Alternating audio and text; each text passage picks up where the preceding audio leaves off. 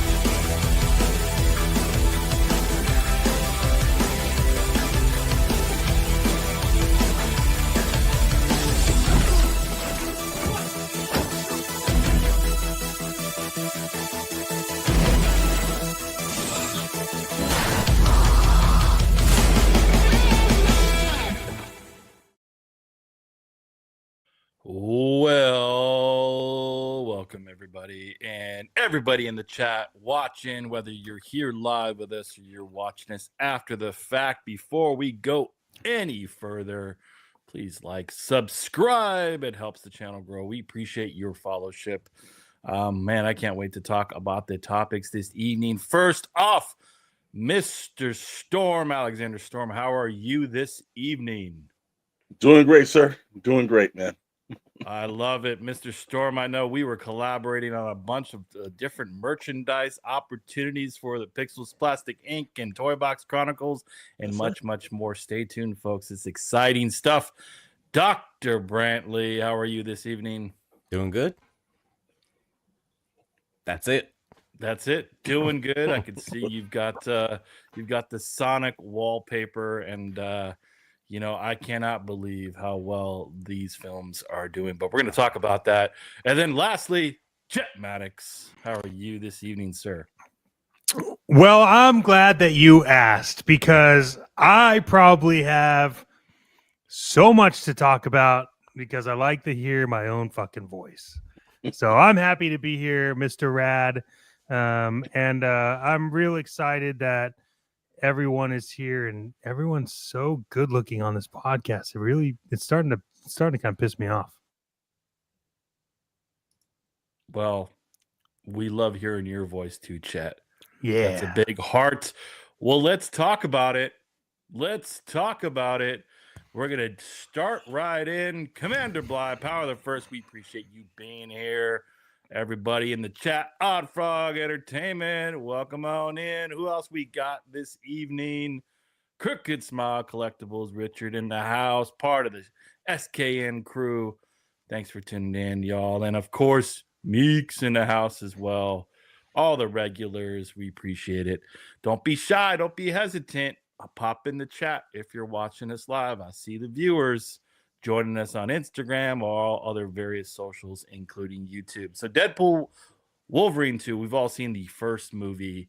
And, well, there's no question it has hopefully saved the MCU.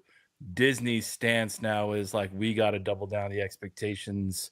We got to double down on this franchise. And so the rumor is like, Hugh Jackman is going to sign on for multiple films and where he plays a part. We know Ryan Till Reynolds he's 90. until he's 90. Old man Logan will be old man Logan. There's Yes, no he'll be able to question. play that in real time. He's going to be like I love it. Patrick Stewart's age, being like Wolverine. There will be no CGI needed for the aging process at some point in time. And then we know Ryan Reynolds is Deadpool. It's funny, we've talked about Iron Man and Cap America, how you can't replace them. Well, definitely can't replace Ryan Reynolds, as we've talked about in previous episodes. But your thoughts first off on the studio, Marvel basically saying like this is the bread and butter, which we thought Avengers was, but their rumors are like this is the anchor to the universe. It's making money, that's what it's a giant company, they're supposed to go where the money is. And if that's Deadpool movies with Wolverine and just bringing people into that series and not, it's like, screw this other stuff. You don't need these secondary characters. Bring them into a Deadpool movie. Yeah, I'm gonna agree with you on that one. I think it's incredibly smart for them to double down on something. If something's working, continue to do it until it no longer is. And I think that the energy. Look, we were one of the few people that called it, where we said that is the blockbuster of the year. We knew it, and because when you give people what they want, they actually run to the theaters for it. And it was just way more entertaining than I thought it was going to be. That combination of the two of them worked. But now you have a great opportunity to see how Deadpool works with, several of the other characters in the MCU. I don't know about the Avengers, but a lot of street level characters. There's I would love to see Daredevil and Deadpool team up. Same thing with Spider-Man. Those characters fit so well together.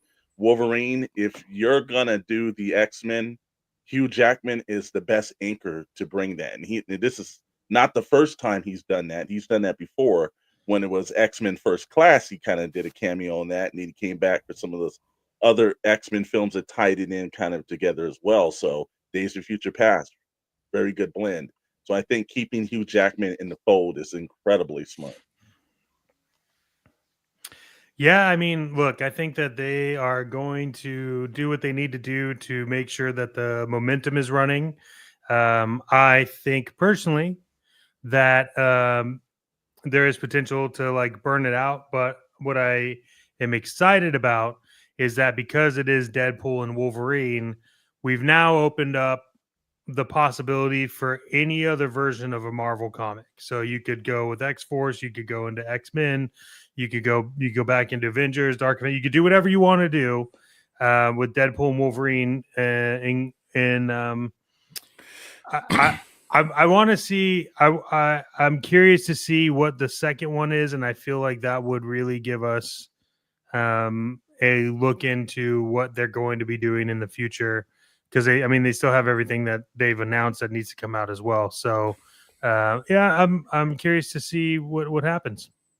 So go ahead, Dr. Brentley. I was going to say the cool thing about Deadpool is that he works so well with the super serious characters. Wolverine, Cable, it's like you can bring in a deadpan straight character and put him in against Deadpool. And, it just works for some reason. You can bring in Spider-Man and it would be the two comedy working off of each other, which strangely might not work as well. But the thing that really does work is a super serious character and then the completely off the wall character. So I guess that was going to be my question. Who would you want to see as the third character in the sequel? Because they're going to have to add somewhat. Like I'm sure they could do Hugh and Ryan and create a story with different cameos as they did this last time. But would you want to see a Spider-Man, or would you want to see a Daredevil, or would you want to see a Punisher? What's this top character for you intertwined with these two in the sequel?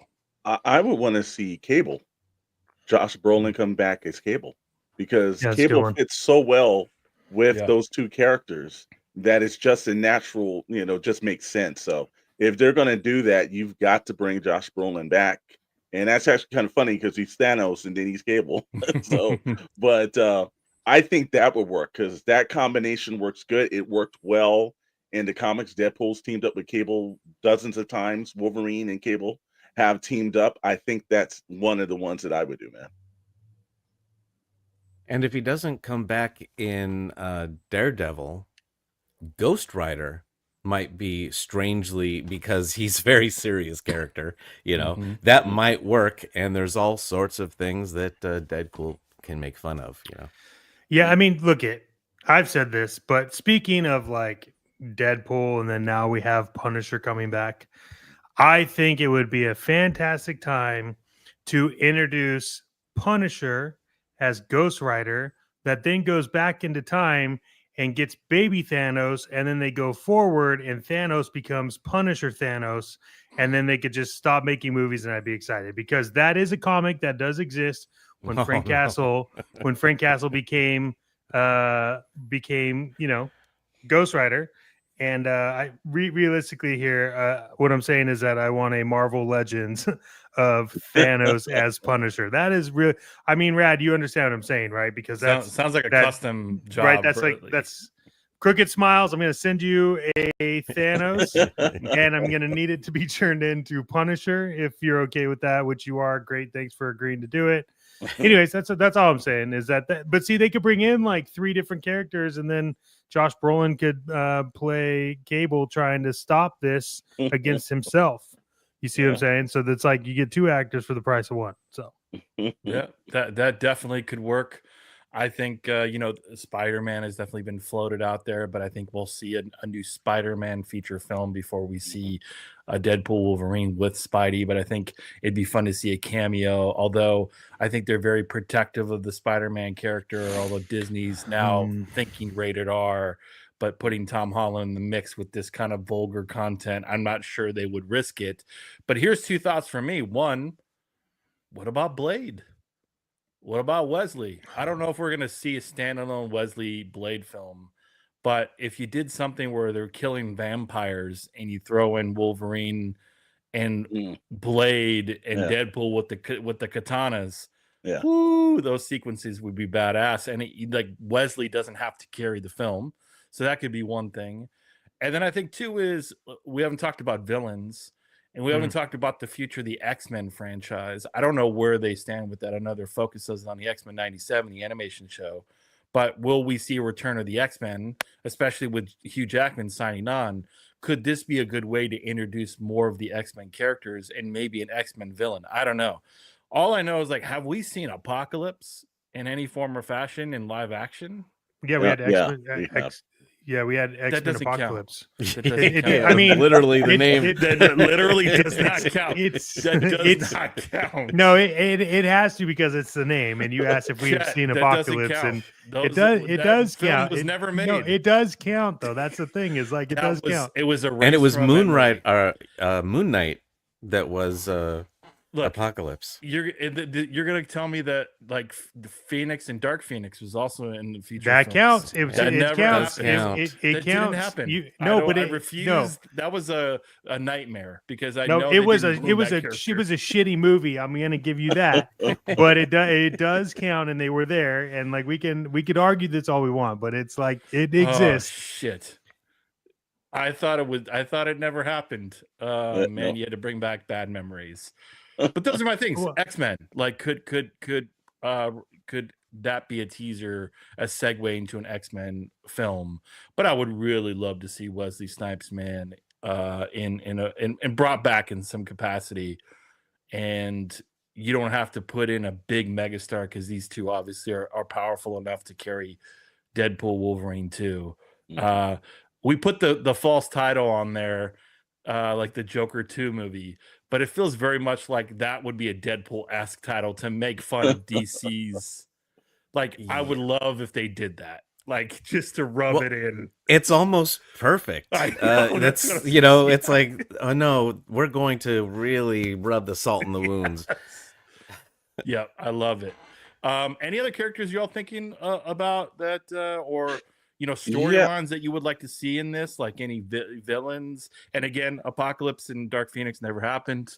You all can say whatever you want, but never happened. Okay. Yeah, I like to see Bishop possibly, because that would fit well in too. You know, I think that you know, I'd like to Deadpool, point out too, though, but we have seen a Bishop. So we have. Well, no, I'm not saying that. And he was universe, good. He was good as Bishop, by the way. But yeah, I'm not saying that universe didn't happen like Rad did. I know there was a Bishop, but you know, now you could probably get a bigger actor now to be Bishop and just have him pop in, and you know, that kind of humor right there would absolutely work for me, man. Just to seeing that pop up. You know? I'm sorry, but the only version of Bishop I'm interested in seeing is, you know, I want to see the party in the back, baby. The hair. I want the Bishop. I want the long hair Bishop, baby. Like, but I don't want to see any other versions of Bishop except what that one. You know, that's the character. And I also love how like, you know, Rad just like, you know, he just kicked out Monsieur Ali. Like, he's not gonna do a film. He's like, I want to see Wesley Snipes' Blade, because he said Monsieur Ali already got fired. But it's too late. You brought Wesley Snipes back and you reintroduced him to the audience. Nobody wants to see that movie anymore. Sorry. Like, you blew it. Like, make the movie. You think Wesley Snipes is going to refuse that? He's waiting for that paycheck. Don't hesitate. Bring it. You could do Deadpool and Wolverine and Blade. Yeah. It'll make double what you made last time. And imagine those three in like a vampire apocalypse kind of a movie. Oh my God. That would be amazing. And then randomly Punisher Thanos comes out, right? That's in the And you could easily, like, something happens where like Wolverine gets turned and they gotta fight like vampire Wolverine. Like, there's so much stuff. It could be so simple. You don't need to do the multiverse and all this stuff. Just they're fighting vampires. Blade needs the help. One of them turns, and then, you know, you got Hugh Jackman that they gotta save, or maybe Deadpool. I don't know, but it's out there. But Kevin Feige and team, you if you need it, it started here for. We're happy to contribute. Any last thoughts on Deadpool Wolverine here? Other than I can't wait for the damn Wesley Snipes hot toy for a collectible action figure collectors to come out. Did you order that? It hasn't come out yet. Not even a pre-order yet. They just teased it. Give me my Wesley. But anything else? Any last thoughts before we move on, gentlemen? I mean, that's gonna be my second hot toy. Yeah, that might be my first hot toy, actually. Well, actually, it's not true, because Richard's got a Black Panther somewhere that I got to go over from Crooked Smiles. That man's getting all my money, brother. Yeah, he has a few hot toys that I need to go pick up. But I also found out that he likes to hide things. So I thought that he sold his G1 Megatron, and he laughed and said, "Nah, I got more at home," and I got angry. So, you know, that's that dude. Well, I'm again, we're excited to see how this unfolds. We'll stay close to the rumors. But on another note, I cannot believe the success that Sonic the Hedgehog has done in box office, and an announcement of another one, folks. So I don't know who's seen these movies. I have seen them. If you told me at the very beginning that Sonic the Hedgehog would be good, and that the third one would be better than the first two, and the money it would make, I would have looked at you and laughed you out of the room. What is it about this? I mean, I played this when I was young. Like, what's the connection here? I get it's successful, but I mean, kudos to the studio here. But Sonic is a box office megastar, and Jim Carrey keeps collecting that paycheck. And it's crazy too, because if you remember, there was a lot of like controversy over Sonic. Like they started off, and it was just like the way that they did the graphics and made him look was not what people wanted. He was ugly. And it was, I remember it was horrid. Yeah. And with human teeth, and it was a monster. Yeah, and then they're like, all right, I guess we'll just make it exactly like the video game. And it's like, congratulations, you're now 4 in, and no matter what it is, you'll make double your budget back, which is insane. But like Crooked Smile said, like kids love Sonic, they are really entertaining, and you don't need to have kids to go watch it. So I think it's like a big win. And I mean, this is one that honestly, like if they said number 5, you'd be like, yeah. And realistically, the only 2 movies right now, which is funny, that are like 4 deep and could go 5 is Sonic and John Wick. Yep. So, and they're both really good, and they both could get away with a 5. And it's kind of funny. So Joker needs to learn from that. Is what I'm really saying. Here's the thing: the reason its success is, and they'll just simply got to go fast. That right there. I have a one of my middle nephews is a rabid Sonic fan. Every Christmas, every birthday, it's Sonic and everything. In fact, this Christmas he got another Sonic thing. So this is ingrained his love. He loves the old Sega games because he can play them too, and everything. He's ingrained in culture. I think the thing that works for Sonic is just like I knew that Super Mario Brothers was going to do well because like you could recognize Sonic and Super Mario Brothers all over the world.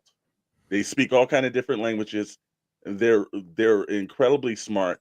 The one thing that I will say that Sonic did better than John Wick, and that's kind of funny. That Knuckles series was funny as hell on Paramount Plus, and the Continental was not that good. So that's where it's kind of like even the side stuff that they're doing, they do it so well. And Idris Elba, they got Idris Elba, Keanu Reeves, Jim Carrey.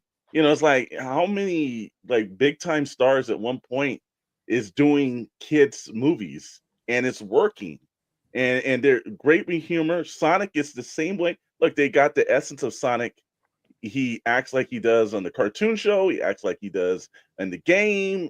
They've got Knuckles, Tails. Soon I think Shadow also appeared. There's so many of these characters that are popping up, and they do well. And they're also doing well for Jack's Pacific because those little articulated lines work so well too. Yeah, Sonic, man, who would have known? You got to give some love to Jim Carrey in playing the villain. I mean, he does an excellent job. I know, like, it's easy money, and we don't see Jim Carrey very often in films, but he's masterful in it. I wonder if it would be as popular if it weren't for him. Like, he's just a character, and he does it so well. So, from villain to goofiness, you got to give him credit. I think it's crazy. It's crazy too. Yeah, it's crazy how much he actually enjoys doing that too. Yeah, like he's not said anything bad about doing the Sonic films, and obviously he's like all in. So it's cool. Well, and you can tell the difference between when he's sleepwalking through something and when he's actually giving 110%. And all of these movies are 110%. He is fantastic. In this last one, he's playing 2 different roles, and it was hilarious. All I know is Super Mario Brothers better get on it, man. They've made 4 of these damn things, and we're still waiting for your second one. So I have no doubt when it releases, it's going to be a mega box office hit. But fresh off the heels of a really good Super Mario Brothers, we are waiting. Don't let a Sonic 5 release before your second Super Mario comes. And they better not screw it up either. It's because they've shown that they can just knock these Sonics out. And they're getting better in quality, strangely enough. Yeah, it's crazy. But if they screw up Mario 2, they completely destroy their new franchise that they're building because they've got Zelda and they've got all the other Nintendo things that they want to bring in, Donkey Kong, whatever. 100%. Yeah, no, I will agree with you, man. It's extremely hard to do 4 movies and then do them good. And each one is better than the last. And to take that over into the other medias where they have Paramount Plus or, over to Paramount or over to Peacock and to try to replicate that again. So, you got to give credit with that. Second thing, too, is also we see everybody that's on Instagram. Thanks for joining. Everybody on X, we see you, too. Thank you for joining as well. Yeah, we have 100,000 people watching right now, which is nuts. It's a lot of people. Well, speaking of like the animation and meshed with the real world, are we ever going to see a Who Framed Roger Rabbit 2? I Or- wish. Never. Never. I don't think they would. Although I was gonna say they probably won't work the rights out, but they did do that Chip and Dale movie a couple years ago, and Yeah. that had characters from all these other different companies, and it Mhm. was actually a fun movie. If you haven't seen it Yeah, I've on seen Disney it. Plus, it was That was nice. that movie about the Chippendale strip club? That's what you're talking about. No, No. that's Is different. that? Oh, okay. That my was bad. that you were My watching bad. the one over the Playboy Network, not the Yeah. one on Disney Plus. Oh, that right, was right, on, okay. that was on Disney Is it the XXXX. yeah? Isn't not that the Disney same Plus. thing? I don't remember. No. The Plus Oh. is not that. Oh, it's the other way. Got it. Okay, I my would bad, love yeah. to see a Who Framed Roger Rabbit. Like, there's certain things we talked about. Don't do Goonies. Don't do Back to the Future again. All these things. But Yeah. I would say take a stab at this, especially with the special effects you could do now and all the cool characters. And Well, it's all new characters. You can do all new characters because in the time that's come out, you do a more modern thing, and Roger Rabbit can still be alive. He's a cartoon. Hey, you all seen Ready Player One, right? The Spielberg thing. Mm-hmm. They threw in a bunch of characters in that thing. Like, how'd they get the rights to that? Like, maybe Spielberg needs to. Maybe there's something about the director and like, hey, it's a Spielberg movie. Let's get it in. It's more beneficial to us. It's kind of like the secret level on Amazon. I think video game companies will kind of work together a little bit more than movie studios, because movie studios are more conglomerate kind of like mega powerhouses. And I think that with Secret Level, they did a great job of all the mixing and blends of different genres and versions, and everybody seems to have got together. Other than I know I was they were talking to Tim Miller, and he said that they couldn't get Halo, so Microsoft didn't want to play with them, but mostly everyone else did. So I think that industry is more collaborative than the movie studio business. And when they did Who Framed Roger Rabbit, I think a lot of those studios they were falling on different times, and it was a hit across from everyone. But now, everybody has their own thing, their own streaming networks. I just don't see them getting along in the same way anymore. I don't think we'll ever see that kind of combination happen again. It's interesting because Disney doesn't even recognize Roger Rabbit anymore. Like, if you go to Disneyland, the plushes are not available. They have Toontown. Yeah, but he's not like they got the ride, but you can't get like the plush, the toys, like that. It's just kind of like you don't see the character walking around. Like, I got a 4-year-old daughter, like she doesn't know who Roger Rabbit is, but all these other characters are. I wonder what that is about. Like, there must be like no long terms. They think that this character is going to be long term. Otherwise, you'd probably see it more often. So, hey, Disney, if you're listening, we would love to see Roger Rabbit. And if you need help with the script, you know who to turn to. And one thing real quick, I will say Microsoft screwed up because Secret Level turns out they've done the best version of every one of those properties, and it would have been way better than the Halo TV series. This 15-minute bit, right? And about $300 million cheaper to and actually build your brand, because people will be like, oh wow, that looked cool. Let's find out more about that. Yeah. No, they're not interested in that crap. Microsoft can't be outdone, because if they're outdone, then it's a problem. And like the Halo thing has been like a shit show since jump, because it was supposed to be on like the Microsoft network that then got switched over to something. It's just like they didn't want some small company to make a 15-minute episode that's better than their 2 or whatever seasons. Because heaven forbid you do that and make you look like an idiot. Yeah, it's not good. Well, hey, if you're watching, we appreciate it. Please subscribe, like, drop the comment. We appreciate the regulars and the new folks in the chat watching from all socials, from YouTube and beyond. And it's about that time for everyone's favorite segment, SKN News.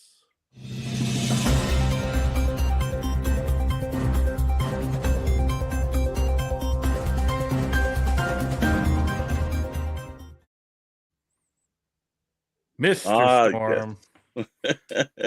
From the fandom to your living room, this is SKN News. And we got a good week planned for you guys this week. We are starting it off with let's blame it on Jonathan Majors. That's right. Jonathan Majors is another reason for something not going right and everything. It is a shame that we see this, but Bernadette Cumberbatch actually did an interview for the Mighty Fine People over at Variety. And initially, if you don't know, and you probably do because you're not living underneath a rock, the original plan for the Avengers movie was supposed to be the Avengers, the Kang Dynasty. But then somebody ran down somebody down the street, allegedly, and they changed that Acquitted. plan. He was acquitted. they changed that plan to Avengers Doomsday. So and that meant that Doctor Strange had to drop out of the movie. So talking to Variety, Cumberbatch confirms that he won't appear in the 2026 movie before saying, "Is that a spoiler? F it." He later tells the trade that the plans changed after Major's firing, and that's kind of cold-blooded. He calls him out, and the former Sorcerer Supreme's absence from Doomsday is down to the character not aligning with this new part of the story. But he does say that he will be in Secret Wars. And if you've read any of the Secret Wars back in the day, Doctor Strange does play a very pivotal role in that. So, gentlemen, the question asked and everything, are we going to miss, the Sorcerer Supreme and Doomsday? Or do you think that it's just too much Robert Downey Jr.? We need to focus on him and not a bunch of other characters. What's your guys' thoughts? You don't need one extra character. There's going to be plenty. Although I do think he's one of the coolest characters in the MCU, but to Dr. Brantley's point, that'll be one of less of 55 people that are in this film, so we're okay. I think we're okay. I don't think we'll walk out of the film and go, you know what? I think we needed a little Doctor Strange. Like, if we're at that point, there's bigger trouble than we imagined. We used to complain about two villains being in a movie. Penguin and Catwoman? You can't do that. Yeah. I think it's a perfect time for them to introduce Brother Voodoo. At one point or another, they're gonna have to do that. I've got a feeling you're getting into Strange Tales. You're gonna have to get real. You're gonna have to start doing that. I mean, Fantastic Four. You're starting to touch some potential other characters that are gonna need to show up. Yeah, I think you'll see Brother Voodoo probably with Blade first before you'll see him and something with like Doctor Strange. But it would be kind of cool. It would be kind of cool. I think they have so many characters that we haven't seen, they haven't touched actually at all, that it's nice to see that. But it's very interesting. But I did find it funny that Cumberbatch doesn't hold back. He was like, yeah, Jonathan Major screwed this up. And you got to give him credit for that one, man. Call. You got to call it what it is. So with that, the next story, we got a special guest that came in.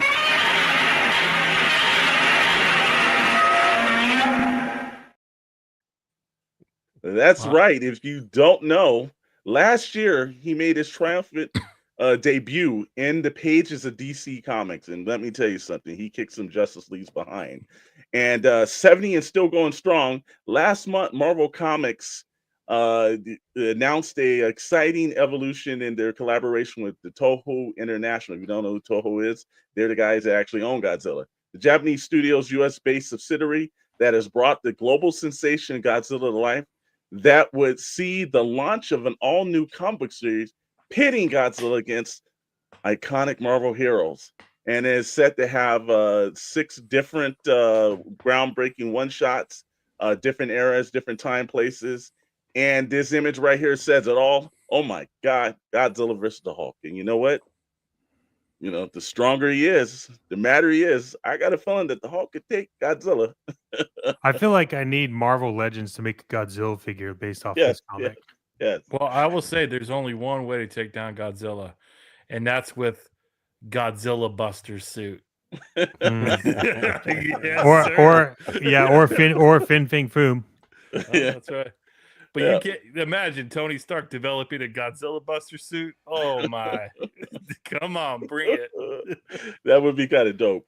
The best part about this is that it's not just it's going to kick off not with Godzilla and the Hulk. It's going to be Godzilla versus the Fantastic Four. Now we know anything. The Fantastic Four has dealt with all kind of big characters from Galactus to all Fing Fang Foom to everyone else. So this just fits right in. Technically, I think they missed the opportunity. And Mr. Maddox did have that about the actual Marvel Legends action figure. But like Godzilla versus Fing Fang Foom, like Yeah, what's up with perfect. that, man? No, it's great. It's good. Well, the Fantastic Four is going to come up on him and be like, well, wait a second. He's not wearing purple pants. Who's this guy? Yeah, that's true. Be Well, upset. one breathes atomic fire, the other one just breathes standard fire. So there's a little bit of difference. So, but I am looking forward to this. If you are on April 16th, you can actually go down to your local comic book store and please support the local comic stores, especially since Diamond screwed most of them. They're looking for your dollars even more, and they're praying for your dollars even more. But this Godzilla and the Hulk is coming out. They've got Godzilla versus Spider-Man, and obviously, like I mentioned before, Godzilla versus Fantastic Four. I don't know, brother. They are continuously doing good things there, and like Commander Blythe said, and I will agree with this. Says he's a huge Godzilla fan, and guess what? So am I. I'm so big of a fan that Dr. Brittley hates it. Well, look, the other characters can take him on. Spider-Man, I think, would die Yeah. against Godzilla. I mean, let's be honest. And the one thing I think they'll do is make like his radiation, gamma radiation, and that's why the Hulk can actually fight him. But Hey, Rad did have a point of saying one thing about the Godzilla Buster suit. Like, you have to do Iron Man.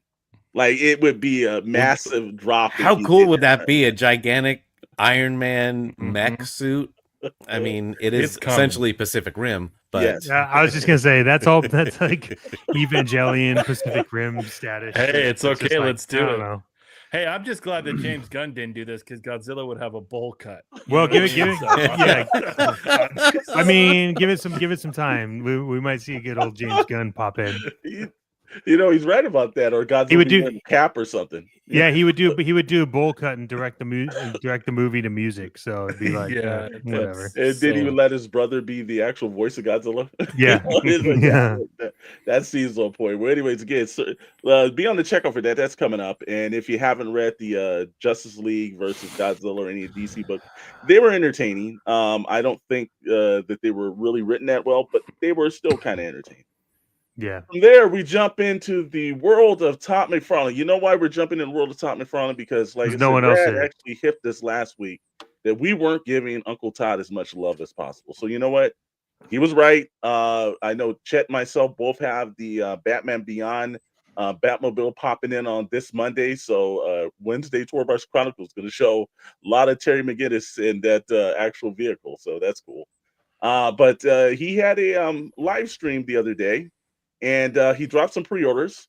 His McFarlane Collector Edition Power Girl, which is sold out right now currently on Entertainment Earth, and obviously Guy Gardner, and it's a better looking Guy Gardner than in the version that we see from James Gunn's Superman. So this one looks pretty cool.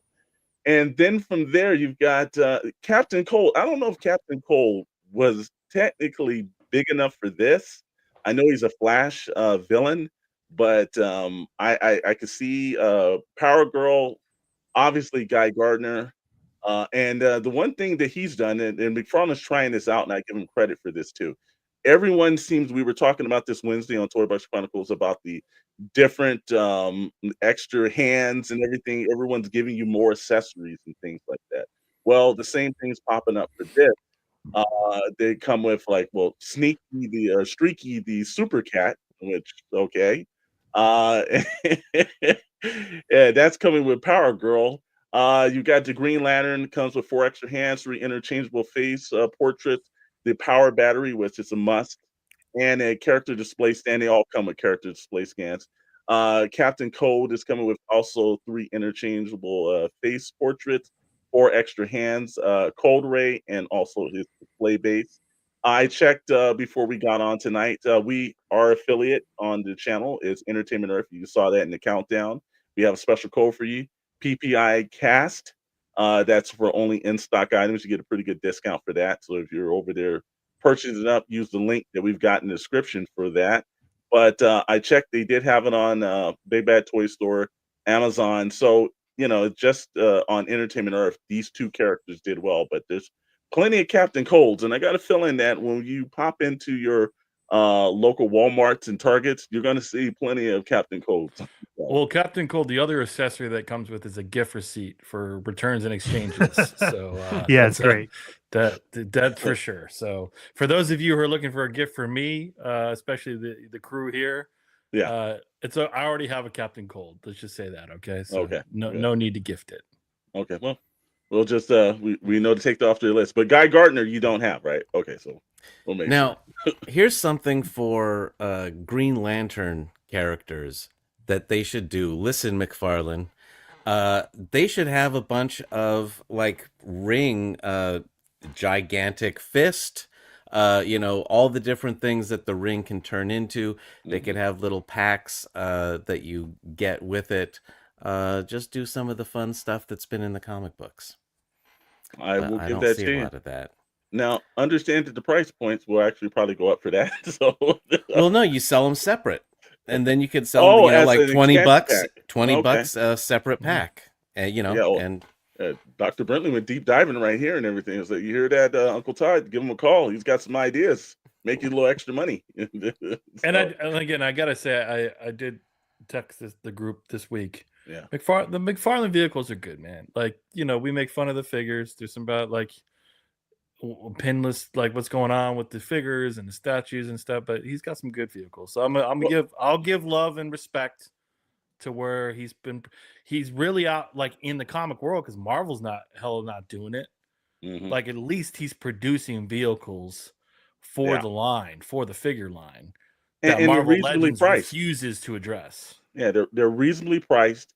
I will say I purchased the Owlman that he had last year. That was probably one of the best figures I've gotten from him. The cape was Owlman's great. fantastic. It was Yeah. right on it. So yeah, like some of them he's hit and miss on, but his vehicles, there hasn't been one that I kind of thought needed a little bit more improving. He's kind of done a very good job. That Batman Beyond, whether he gave you two tiers, you could get the one with the character that was priced more, or you can get it without and just the vehicle itself. That's always smart because they're always trying to uptick something. And Todd does one good thing. He makes it where you can get on the basement level, grab something, and if that's what you want, that's what you want. But he's not going to kind of cram it in. He did the two different versions of the Tumbler, the camo version, and then the one that came with Lucius Fox, which we would have never seen outside of coming with that vehicle. So done some smart things. So again, we give him some crap sometimes, but Todd's doing a pretty good job. So we want to highlight that this week for him. I think he is trying to save some plastic though, because this is not the Power Girl that Amanda Connor drew. I'll tell you that. I think that's true. DC might have had something to do with that too, though. It is in the toy owl. It's not on the collector's owl. It's in the toy owl. It's not a manga toy. Yeah, I'm just saying that's the character. Yeah. Yeah, it is. Well, maybe who knows how she flies? Maybe this is part of it. Yeah, It's a buoyancy thing. I don't know. There's a difference. She talked to some DCU characters and said we got to change some things with the image here. So, but moving on, this is the state of comics that we're in right now. When you have Mattel, who is doing a collaboration with Tokyo Pop. Now, we've been to Tokyo Pop, great company, many years ago when they were in Westwood. Fantastic, had a great office. We went to a real bitchin' party that they had one time too. So, but Mattel and Tokyo Pop have announced that they are coming together to create manga-style graphic novels based on two of the Mattel's biggest properties. The toys set to branch into the world of manga are currently Hot Wheels and Barbie. The first sets of manga are slated to be published in 2026. Now in the day, this would have been unheard of. It would have been either Marvel, DC, possibly Dark Horse or IDW. But for them to go to manga, it goes to show that they're trying to get their brands into probably one of the hottest markets right now. We all know that manga is outselling the American comic book industry, and we've got some numbers right here where it's like the U.S. manga market itself was estimated at $1.6 billion in 2004. It's expected to grow at the CAGR of 24% from 2025 to 2030. And just so our non-economic majors here understand, that's compound annual growth. It's based on 2 years of actual sales. So, that the economics class that I didn't think I ever needed came into play today. So Finally. the US market, on the other hand, is not doing as well because at one point they were in the billions a couple of years ago. I think at one point they were in like the $2.6 billion range they were selling. But they've had a rough last decade. It says the U.S. Major share in the comic book market is $48 million in 2024, and it's projected to grow with the CAGR of 3.2 during the broadcast period. That screams that you're gonna start seeing more companies start jumping into the world of manga with some of their actual brands. Yet, let's not underestimate what DC did, because obviously Chet Maddox introduced us to their pocket editions to compete with manga, and he did Hush, and I know they've done Watchmen, and Court of Owls. those are fantastic books. If you aren't actually picking those up, first of all, they're priced in the same way as manga, yet they're full colored, and at that size, it does not obscure all the graphics and everything. And I found it a little bit better than the prestigious editions because the pages folded out a little bit more. So I think more graphic novels need to move to that, but this is just going to show that a major brand like Mattel is starting to recognize where their characters need to be seen, and that's a pretty smart move by them. I think it's bad for comic industry, smart move for Mattel. I don't think it's even just that. I think it's probably just I don't trust the storytelling ability of Marvel and DC at the moment. Yeah. It's like, let someone else do something, because I know these two companies would have a certain take. It would probably be the very easy vanilla take. You're going to get something different at Tokyo Pop. Especially Barbie and Hot Wheels, I think are two cool things that would work in the manga style, especially Barbie. For some reason, seems to me like that would really work in a manga. Yeah. And I also think that manga has been something that's not like, the comic book industry is still kind of skewing towards older individuals reading the books, kind of like the adult collectors and the toy industry. But manga has the pulse on the between 10 to 17 demographic. And I think that they are just extremely popular. And I think it's a smart point. You want to grow the brand because I'm sure a lot of older individuals are collecting Barbies as well. This may skew it back into people where now you're getting kids to actually purchase the products because there's so much good material with it, Yeah. I've read a few mangas. I think they're done by Viz, where they're from like DC properties. Like one was Joker, and the stories that are in there, they're really good. They're stories I don't think you would get if you let DC write them. So I hope Mattel is kind of leading the way here on something, and I'm kind of with Commander Bly. These don't really even make sense for manga, but the more I think about it, Barbie probably does. Hot Wheels, they're leading the way, so they gotta do something. And I think I don't know. Hey, look, manga's doing it now. So let's see what happens. But yeah, my favorite comics that I actually own right now are those new footprints from DC. Yeah. And Marvel better pick up on that real quick, because it was like $9.99 for the Court of Owls and $9.99 for Watchmen. And it's like, you just throw that in a bag. You can bend it, fold it, doesn't matter. You're not worried about whether it's collectors or not, because it's $9. which is only $5 more than buying a trade. So, Yeah, true. Well, it's there. So they definitely have to step up, and actually, Mattel, you may start seeing some of these legacy companies start going that route as well. I know that Hasbro has a little success with the Skybound books, so there's pluses and minuses, but this was a very interesting take, so that's why we called it to the forefront. Moving on from there, well, again, we go through the ups and downs and everything. And if you understand what corporate life is, this is the kind of things you get. Netflix is increasing their price subscriptions yet again, and it's got people that are a little bit upset with it, including the first hike on its ad-supported plan. Stream revealed the price increases along with its Q4 2024 earning results on Tuesday when it was announced its biggest ever quarterly increase and subscribers with a gain of 18.9 million for the period.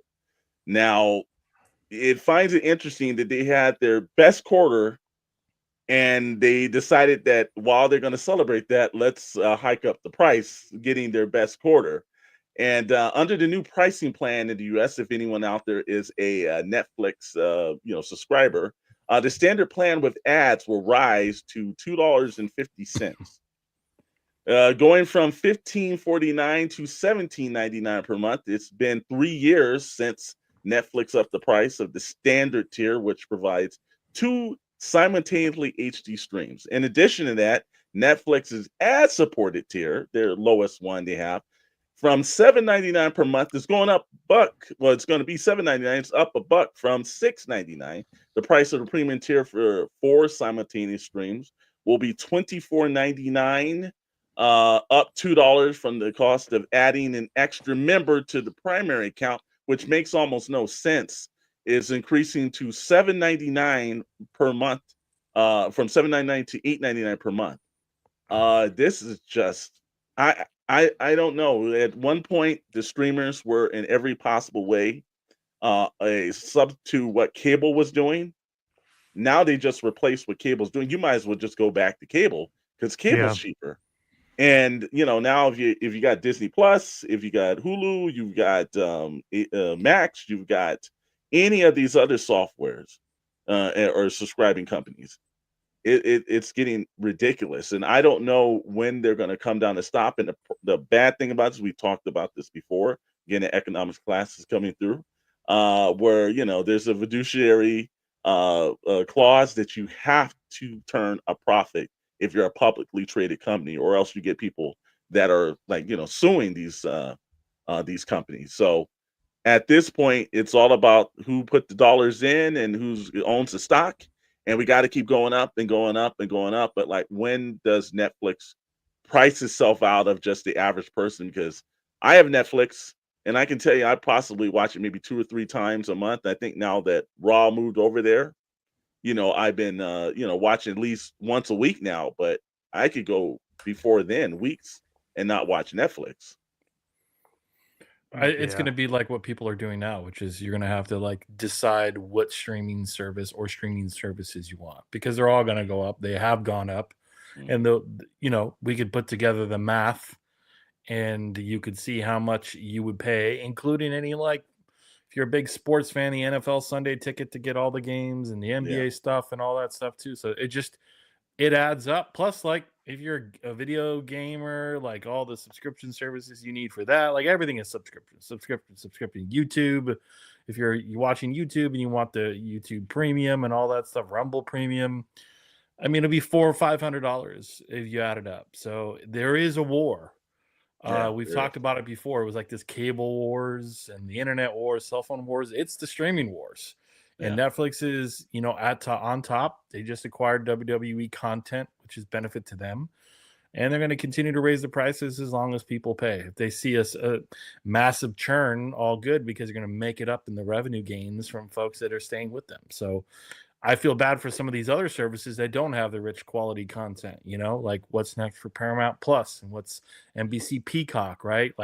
They're very reliant on sports stuff. That's why Amazon is invested in the NFL, because, you got to have that to watch it. So it's going to be interesting, but I'll tell you what, I'm not subscribing to all of those, and No. some of them I've dropped off. Or on a monthly model, I'll subscribe, I'll binge watch, and then I'll let go. I think the question will be, will Netflix move to a model where they don't release all the stuff simultaneously? That's or in increments like they have in the past. Yeah. Do they go to a Disney Weekly where it's weekly weekly? release. That's probably coming next. Yeah. Not if it's working. See, that's the thing. They have made themselves though invaluable because they've got WWE and they've got all these things. They're putting a ton of money into originals, so most people will get Netflix and just take it. It's like, oh, great, it's going up again.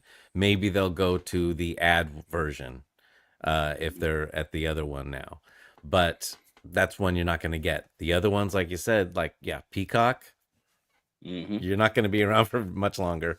Well, yeah, Nope. I think Peacock and Paramount Plus are in real trouble because those are the kind of tiers. And like when you've got, like, I saw Tubi's going to actually run the Super Bowl on Tubi. Like, what's going on?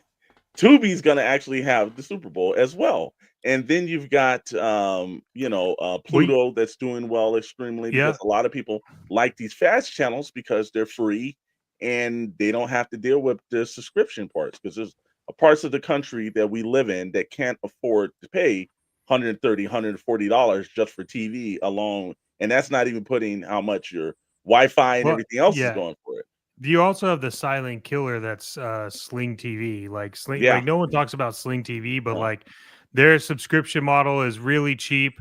Their free version is just as good, and if you subscribe on Sling, you get a lot of stuff that is like region based, but they just stream it, so it doesn't. It's not like a problem. So Yeah, it's a shame, and it's one of those things that look, we live in a capitalistic society, and this is the issues with it. There's pluses and minuses to it, but it's one of those things that we definitely have to do.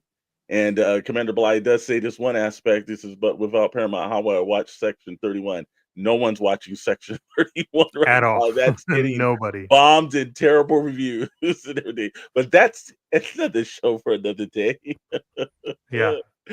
And one last thing for Crooked Smiles, he says that you have to remember that Netflix, unlike many of the other services in many other countries, true. He absolutely is right on that. So Netflix, we'll see and everything. Will we keep Netflix up and everything? If Dr. Brentley and I get this one film that we're working on in Netflix, I guess we'll be keeping it.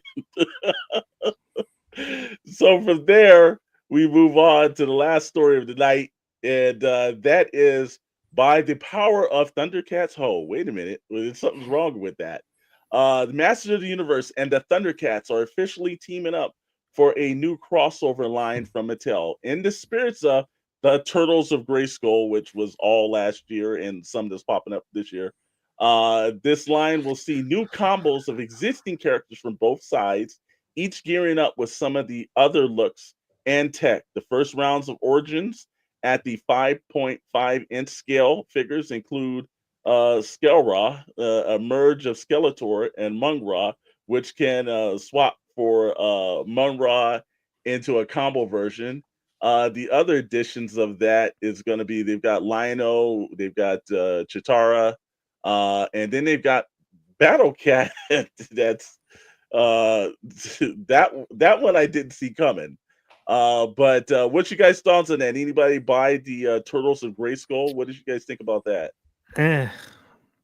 Man, I did buy Turtles of Grayskull. Specifically, Krang was the one I really wanted, and I got that. And they were, I also bought some. They were hot on Whatnot, and then just no one cares anymore. I think. Look, the one thing I will tell you is that I'm happy that they're doing this because they'll be better build quality than Super 7.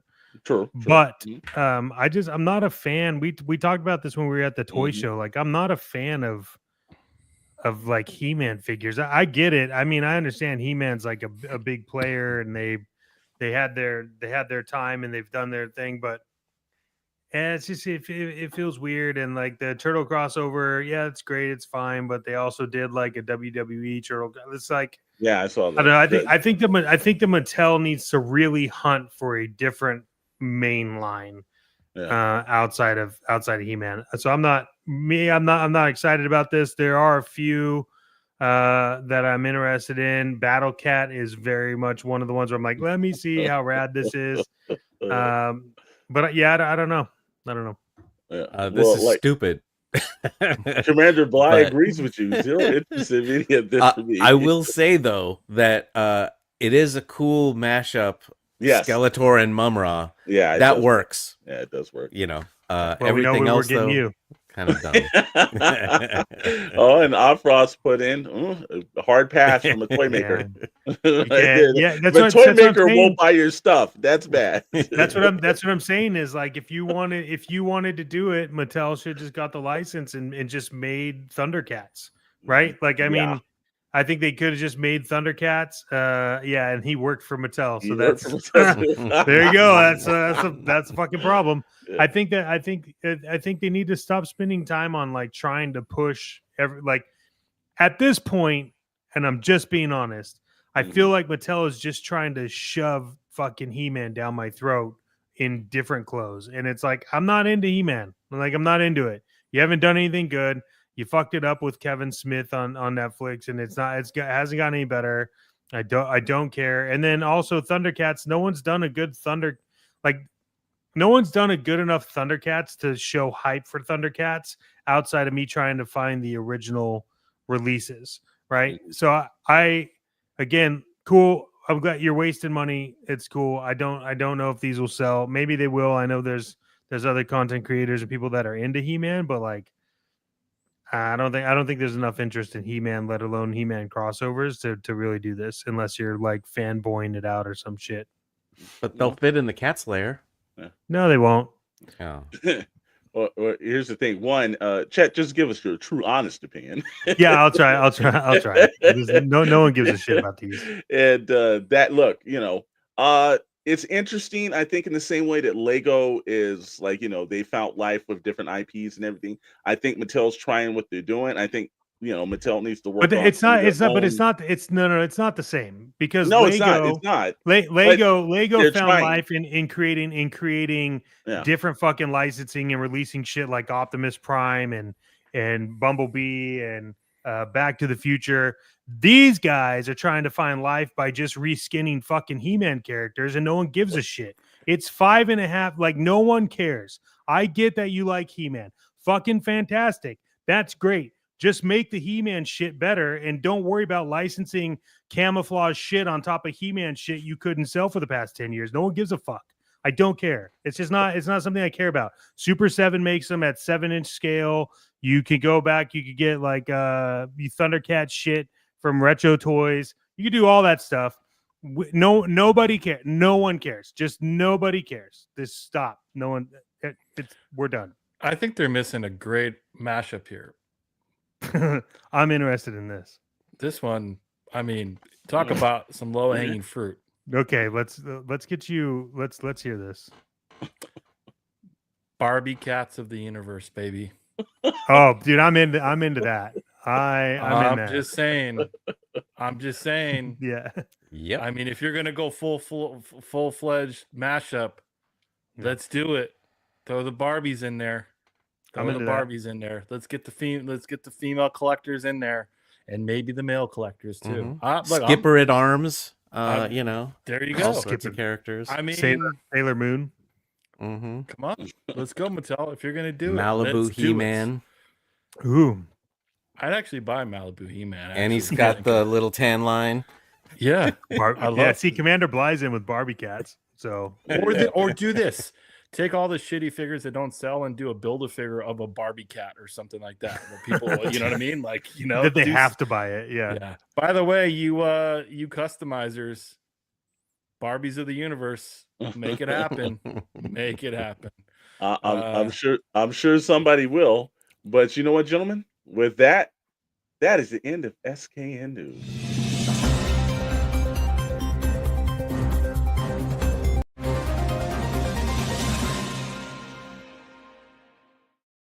Well, much appreciated, Mr. Storm, as always, walking us through the current events and pop culture news and collectibles. Hey, we appreciate you all tuning in every Friday night, 7 p.m. Pacific time. And if you haven't already checked it out, Toybox Chronicles on this same channel every Wednesday, 7 p.m. Pacific time, to talk about all your toys and collectibles needs with special guests and all forms of entertainment, and plus a back catalog of other cool content. Check out past episodes from top lists to wars of who the best villain is of all time and horror episodes. Man, we got it all. So if you're first time viewer and subscriber, check the back, but we appreciate you subscribing and don't forget to do so. Gentlemen, I know we got one last piece of news before we wrap. What's the word on the street? I'm gonna let the charismatic Chetmatic, since he's in the fire, roll this one. You can go ahead, sir, but it's only poetic that Odd Frog Entertainment is here. Yes.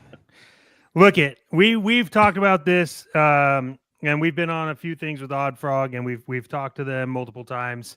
But we're excited. Toybox Chronicles and Pixel Plastic Inc. and the Shadow Nose Network has been asked to do a version of a toy show that lives inside Bandito Radio. And if you haven't heard it, you need to check it out.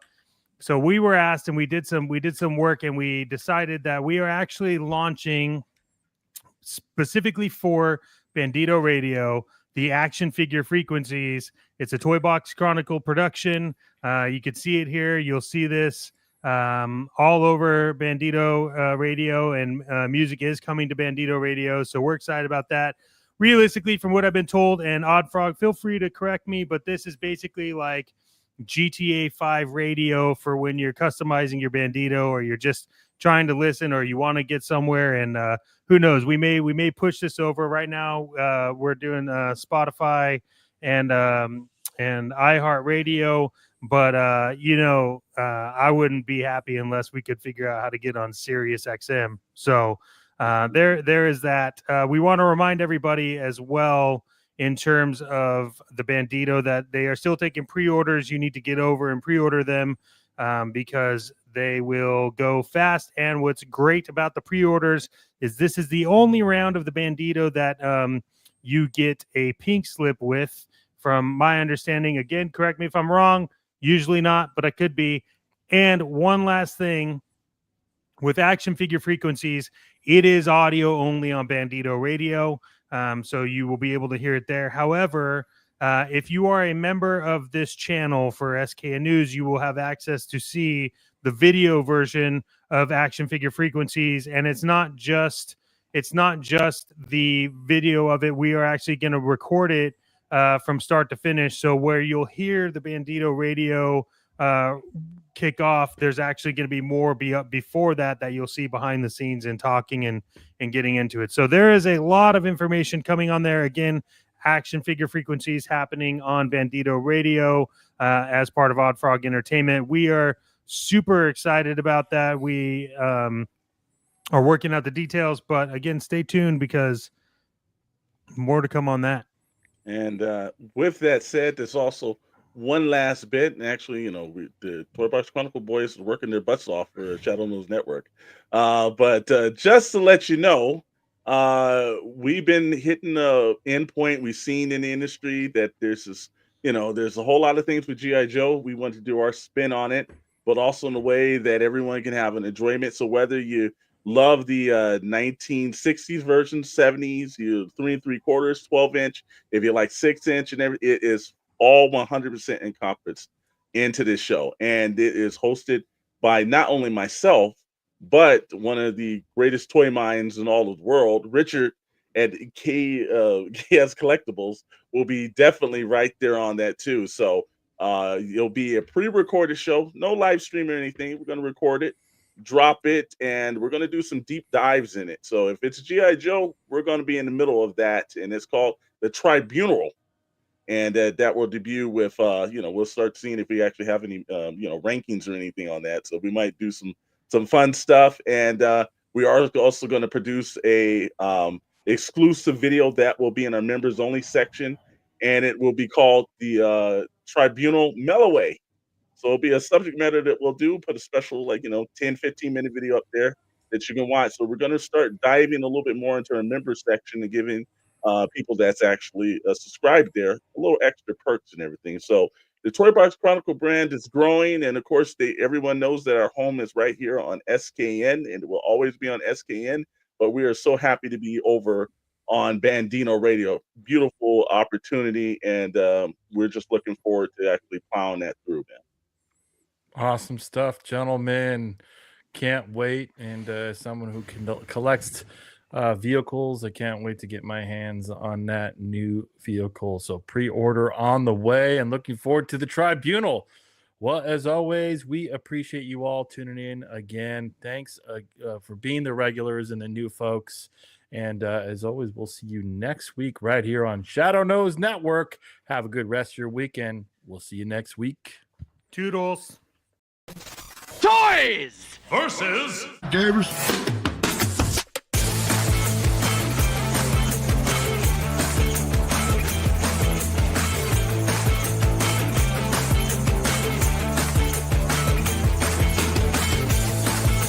I'm here with the man, the owner, Tony at Toy vs. Game.